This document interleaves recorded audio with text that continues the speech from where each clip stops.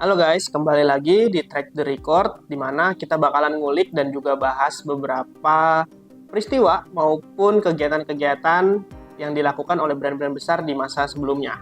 Dan nantinya di akhir kita juga bakalan ngambil intisari dan juga pelajarannya dari kegiatan-kegiatan ataupun peristiwa-peristiwa yang menimpa brand-brand besar tersebut.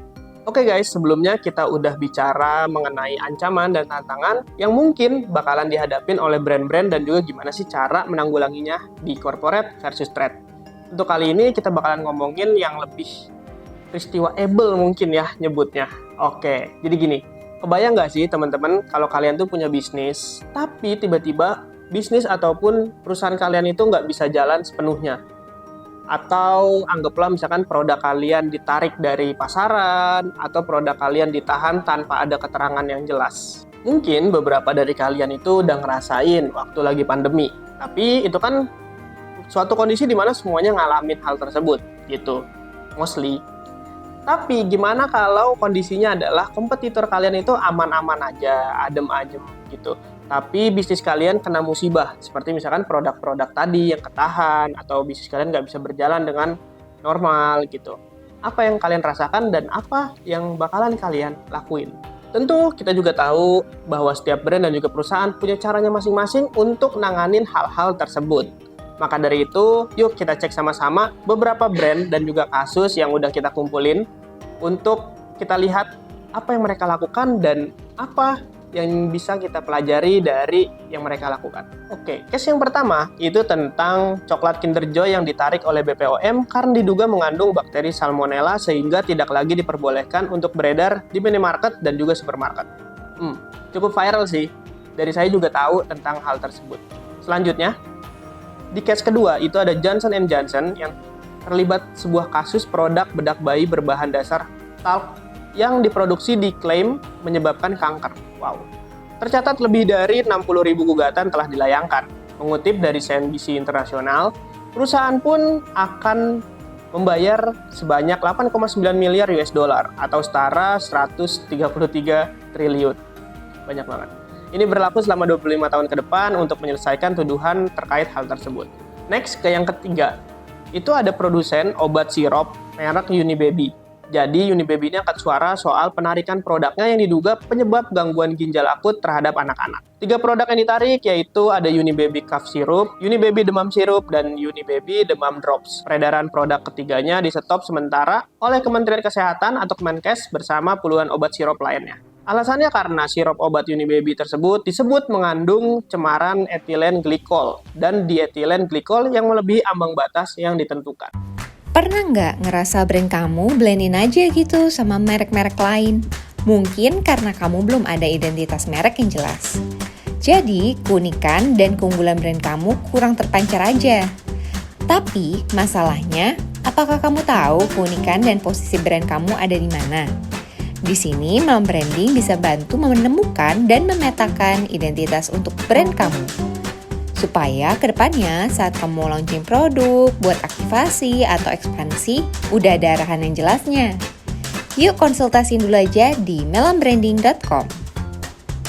Nah, dari beberapa kasus yang udah kita sebutkan tadi, yuk kita coba sama-sama selami lebih dalam ada apa sih di kasus-kasus tersebut dan apa yang mereka lakukan. Pada kasus kedua dulu, di Johnson & Johnson yang mengklaim bahwa produk dari bedak bayi mereka itu aman, tidak mengandung hal-hal yang berbahaya. Dalam hal ini menyangkal bahwa mereka itu mengandung kandungan dari asbes dan lainnya yang berbahaya. Padahal menurut catatan internal, kesaksian pada persidangan, dan juga bukti-bukti yang dihadirkan, itu membuktikan bahwa sejak tahun 1971 sampai awal tahun 2000-an, bedak bayi atau produknya si Johnson & Johnson ini mengandung bahan-bahan tersebut, yaitu bahan-bahan seperti asbes dan juga menyebabkan kanker. Wow. Pada akhirnya, Johnson & Johnson tidak lagi menjual produk bedak bayi berbahan dasar talc dan bersedia untuk membayar sebesar 8,9 miliar US dollar.